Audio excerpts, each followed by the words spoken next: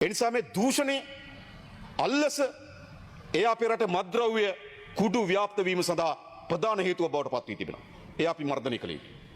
ඊළඟ ඍජු ලෙස ගත්තොත් දැන් නිශ්චිත ලෙස ගත්තොත් ඊළඟ අපිට තියෙන මොකද්ද? පාතාලේ සහ කුඩු හඹාගෙන යාම. විශේෂයෙන්ම අපේ ආණ්ඩු බලයට පත් වුණාට පස්සේ අපි ඒ සඳහා විශාල වෙහෙසක් දරමින් තිබෙනවා. මම හිතනවා අපි අපේ ආණ්ඩුවට පස්සේ හෙරෝයින් කිලෝ 3390ක් අත්අඩංගුවට අරන් තියෙනවා. Heroin kilo. කොකේන් කිලෝ 304ක් අත්අඩංගුවට අරන් තියෙනවා. ඒ වගේම අයිස් කිලෝ 5543ක් අත්අඩංගුවට අරන් තියෙනවා. කුඩු කිලෝ 1000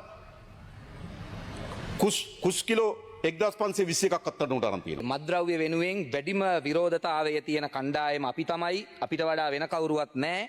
අනිත් හැම පක්ෂයකම මත්ද්‍රව්‍ය වලට උදව් කරන ඉන්නවා කියද්දි මේ පරණ ෆොටෝ ටිකක් පරණ මේ ළඟ ෆොටෝ ටිකක් හම්බ වුණා. මම මේක සභාගත කරනවා. මාලිමාවේ ප්‍රධානීන්ගේ සම්බන්ධ චෝදනා ටිකක්. ආස ඇතිනේ බලන්න නේද? සභාගත කරපුවාම බලාගන්න හයියෙන් කතා කළාට ඔයාලගේ පක්ෂයේ මත්ද්‍රව්‍ය චෝදනා එල්ල වෙච්ච අය වෙනුවෙන් ගත්ත ක්‍රියාමාර්ග ගැනත් කිව්වනම් කතාව සම්පූර්ණයි. ඊයේ දවසේ ගරු ජනාධිපතිතුමා මේ පාර්ලිමේන්තුවට ඇවිල්ලා මේ පාර්ලිමේන්තුව තුල ශිෂ්ට වෙන හැටි ගැන කිව්වා.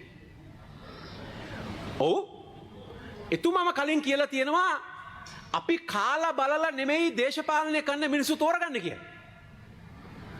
පාස්කු ප්‍රහාරයේ බෝම්බකරුවන්ගේ පියා ජනතා විමුක්ති පෙරමුණේ ජාතික ලයිස්තුවේ සමාජිකයෙක් වෙනකොට තමන්ගේ පක්ෂයේ ප්‍රධානතම ආධාරකරුවෙක් සහ අරමුදල් සපයන්නේ තමන්ගේ පක්ෂයේ ප්‍රධාන ක්‍රියාකාරිකයෙක්ගේ දරුවෝ පාස්කු ප්‍රහාරයට සම්බන්ධ වෙනකොට එතුමා මේ පාර්ලිමේන්තුවට ඇවිල්ලා කිව්වේ අපි කාලා බලලා නෙමෙයි මිනිස්සු තෝරගන්නේ අපේ අය අතරත් වැරදි මිනිස්සු ඉන්නවා කියලා. ඒ නිසා ගරු සභාපතිතුමනි අපේ පක්ෂය ඇතුලේ වැරදි කෙනෙක් ඉන්නවා නම් ඒ අයට අපි දඬුවම් කරනවා. ඒ අය අපේ පක්ෂයේ ක්‍රියාදාම වලින් ඉවත් කරනවා.